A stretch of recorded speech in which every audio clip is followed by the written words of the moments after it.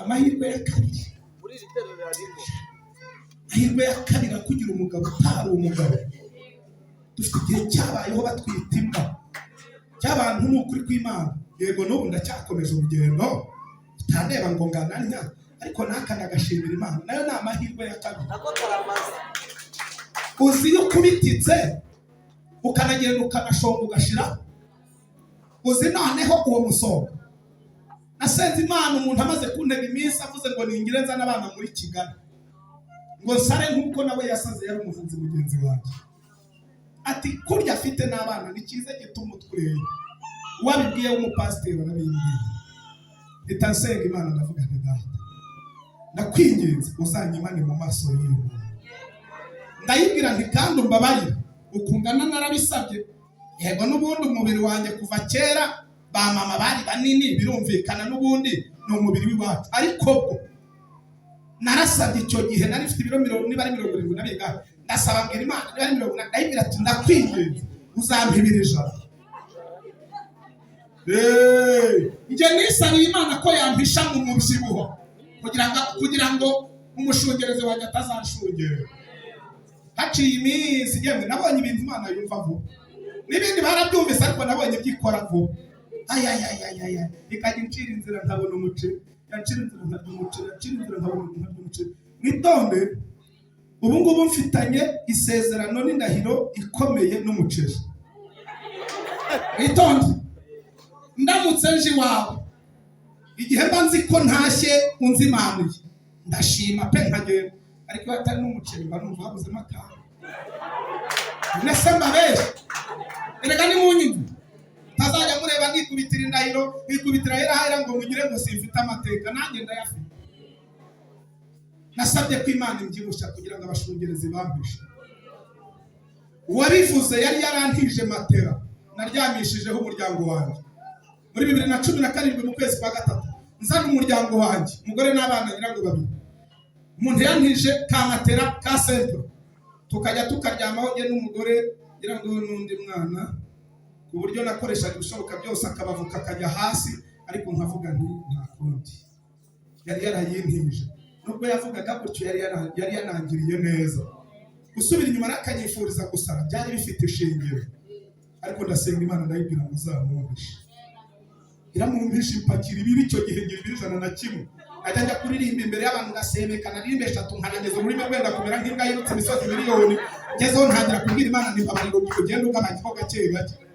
Kuva icyo gihe nabugingo n'ubu iragabanya ariko ntiyajya munsi ya 90. Kugira ngo ikomeze impishe imubitire mu ideyi nta muntu ndeba. Imana ize kugukubitira mu igunira we, nta muntu kureba umuntu ajya kubona Salama boss.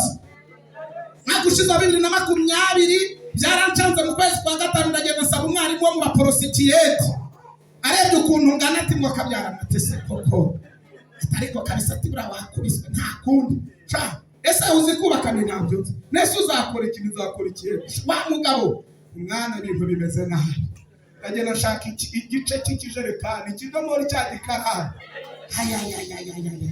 arebye imbaraga mfite abonye ndimo ndapeza abonye ntacyo nitayeho ndi mu kazi. Ahakomeye akabari hajya asunikira ari igiti kiremereye akansunikira ari utafara ari iki rwose akansunikira. Ndagenda nkoresha uburetwa ndavuga nti kwa Farawo nuko byari bimeze ntibyari bikabije, niba ari uko ndabona ibi bintu bitazoro. Ntangira kutaka amasengesho y'amatagira ngo hari umwana wahaje arahansanga aturaho neza kimanuka n'ubuhe ati kimanuka ati nakuzi nukuri ati reba neza shaka ati nukuri waje iwacu narakubonye ati wari umuhanzi nti mwana we genda ntabwo niwe ndamwihakana aravuga ati waya ndakuzi. Ndavuga nti basebeje ndirukanya guterura ibikarayi ndahunga kubera ko nyine uzi bazaga gusaba akazi bakaba ari bahitiraho ngo ni boss bakagira ngo ni kwa kuno boss akunda gukora ntimarakora. 2020 mu kwa gatanu ababwira nti reka tubarebere boss atasiwe ati nukuri ko Imana niba uyu nguyu n'abari umuyeda ati turatashye aritaye.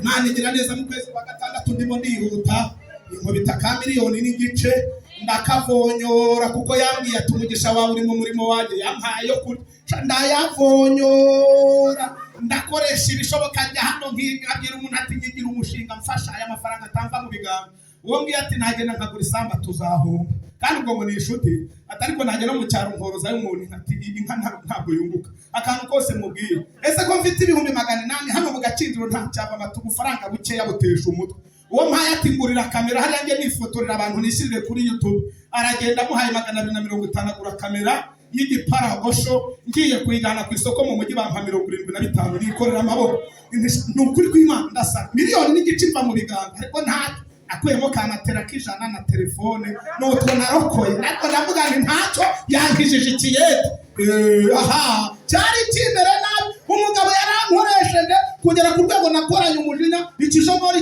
cyasima agiterura nkagipeza ahangaha ndagenda ndashonga umuntu ajya mbona tese n'ikimanuka nkajya nihije hano harimo umudamu dongo uriya twaratuburanye yambonye aramenya uburyo nari imeze muri iyo minsi mbivuze n'umugabo urumva ndakuritika ndangije ndagenda ngura umwiko wa 900 ntubu nanjye ngiye kubaka hanyuma umunsi wa mbere babarambiye ati noneho tambuka hano uze dukore hano ndagenda ubwo nigize joro ko ariko ndamfata vuba nari harutu nani ngo ndamenya bati tambuka hano ndagenda gendera hejuru ku gisenge kuri reto nkagutya ndatambuka sinzukuru numvise impungenge mba ndahushije ngira amahirwe kikubita hano sinahamuka ndavuga ntizongera